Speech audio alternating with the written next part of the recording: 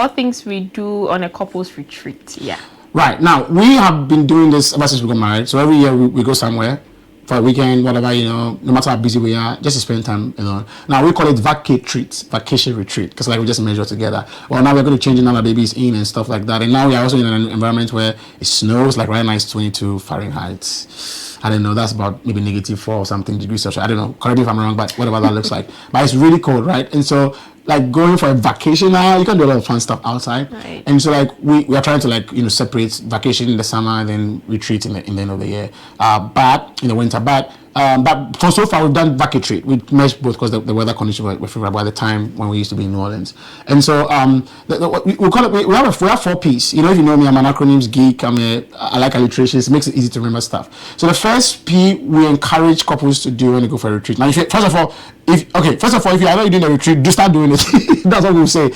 I mean, all we're saying is, go somewhere and be alone by yourselves. If you have a family, now we have a baby. The next time we're going to go, which is going to be like a couple of weeks from now, we're going to go with the baby, obviously. So we're not going to say we're not going to do it because baby's here. Do it. It makes a world of difference, right? As a certified life coach, I have a goal setting framework. And one of the things I encourage is what we call abandon annually. Go somewhere, at least 1 day to 3 days, and have a retreat. So the first P is what we call past. In other words, reflect on the past. We reflect on, like, and we have a goal setting framework we use, and so, like, we actually have specific written down goals for the family. So we go through and say, hey man, this is the goals we wrote down. How did we do this year? We try and rate how we did it, and just kind of talk through how great God has been, testimonies that we have, appreciations for each other. Just looking at the last 1 year and, like, talking through how that has been. What's the next P?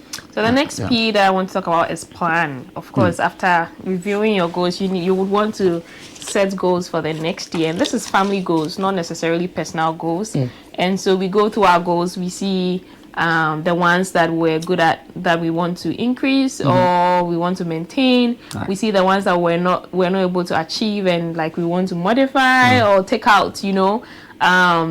So it's just all about planning. We have core values. We look at the core values. We see whether we want to add on, we want to modify, take out. So it's like just looking at the family or the things or the principles that you or the foundations that you are building your family on, and seeing what you want to include and what you want to take out. So that's mainly about, like, planning for the year, thinking of strategies to achieve some of the goals, because all the goals is like, if we did it this way, we would have done better than we did last year. So it's just just reviewing and planning towards the new year. Yeah, absolutely. That's so much important. And the third P is what we call play. Okay, so have some fun. I mean, once again, like I said, this is more for the vac retreat. I think if it's a retreat, you can have some fun, chill out, indoor, watch some movie, whatever that looks like.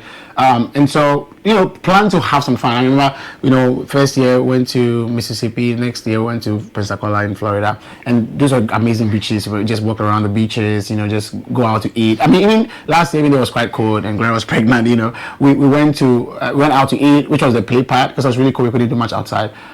So like play, include some fun activities that you don't typically do in your regular day-to-day routine at home, and to add some spice to the relationship, and to just rebuild also from, and just grow the admiration and fondness you have for each other as a couple. Right. And the last one is pray. You can't take prayer out of a retreat, and I think that when most people go on a retreat, they prioritize the prayer parts. Like, some people just go on a retreat to just pray and fast, and that's all there is to it.